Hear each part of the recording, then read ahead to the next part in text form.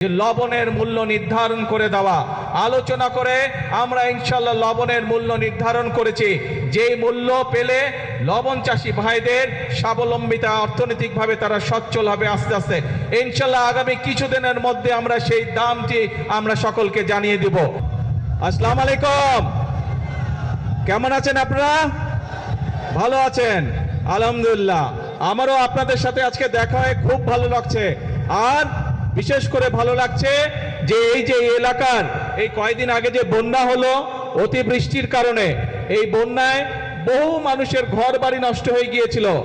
যাই হোক, আল্লাহর রহমতে তারপরে আমরা 100 গরিব দুস্থ পরিবারকে আমরা আজকে ঘরের চাবি হাতে উঠিয়ে দিতে পেরেছি। এছাড়াও আপনাদের সামনেই আপনারা দেখলেন আরো অনেকগুলো দুস্থ মানুষের কাছে তাদেরকে সহযোগিতার জন্য সরকারের পক্ষ থেকে আমরা আর্থিক সহায়তা তাদেরকে করেছি। কিছু দুস্থ মহিলাকে আমরা চাল দিয়েও সহযোগিতা করেছি। প্রিয় ভাই বোনেরা, আপনাদেরকে এই কথাগুলো বলার কারণ হচ্ছে যে এই যে বর্তমান সরকার, এই সরকারকে আপনারা নির্বাচিত করেছেন, এই বাংলাদেশের মানুষ এই সরকারকে নির্বাচিত করেছে। কাজেই এই সরকারের দায়িত্ব হচ্ছে বাংলাদেশের মানুষের পাশে থাকা। এই সরকারের দায়িত্ব হচ্ছে বাংলাদেশের মানুষের সুখে দুঃখে থাকা। এই সরকারের দায়িত্ব হচ্ছে এই দেশের মানুষকে দেখে রাখা। এই সরকারের দায়িত্ব হচ্ছে এই দেশের মা বোনদের পাশে থাকা।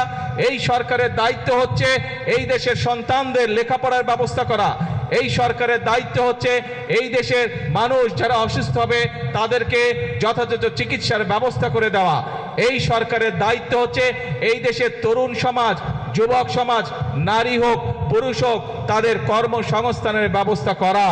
প্রিয় ভাই বোনেরা, এই জন্যই আপনারা দেখেছেন নির্বাচনের সময় আমরা বলেছিলাম যে বিএনপি যদি আল্লাহর রহমতে বাংলাদেশের মানুষের ভোটে সরকার গঠনে সক্ষম হয় তাহলে আমরা মূল কয়েকটি কাজে হাত দেব।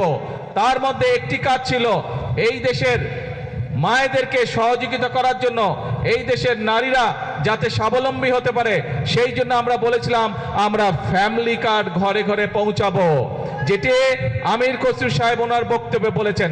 আপনারা দেখেছেন যে সরকার গঠন হওয়ার 1 মাসের মধ্যে আমরা সেই ফ্যামিলি কার্ডের পাইলট প্রজেক্টের কাজে হাত দিয়েছিলাম এবং ইনশাআল্লাহ আল্লাহর রহমতে পাইলট প্রজেক্টের কাজ শেষ হয়ে গিয়েছে।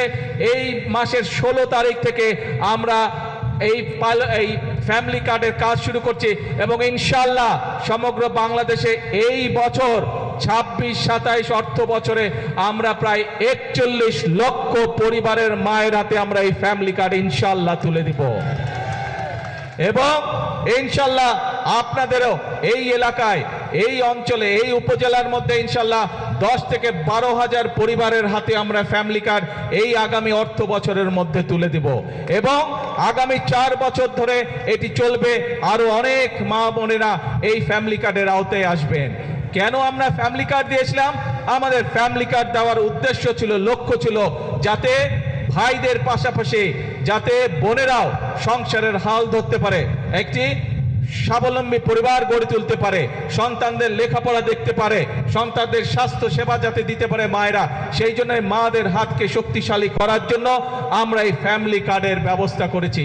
শুধু ফ্যামিলি কার্ডই নয়, ফ্যামিলি কার্ডের পাশাপাশি আমরা কৃষক কার্ডেরও ব্যবস্থা করেছি।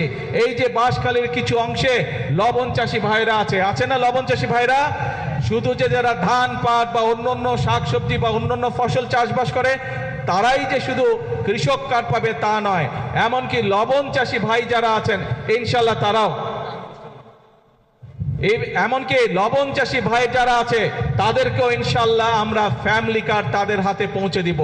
এবং এখানে একটি কথা এসছে যে লবণের মূল্য নির্ধারণ করে দেওয়া আলোচনা করে আমরা ইনশাআল্লাহ লবণের মূল্য নির্ধারণ করেছি।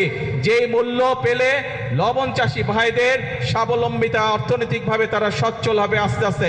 ইনশাআল্লাহ আগামী কিছুদিনের মধ্যে আমরা সেই দামটি আমরা সকলকে জানিয়ে দেব, যার ফলে লবণ চাষী ভাইদেরকে আর আগের মতন কষ্ট পোহাতে হবে না।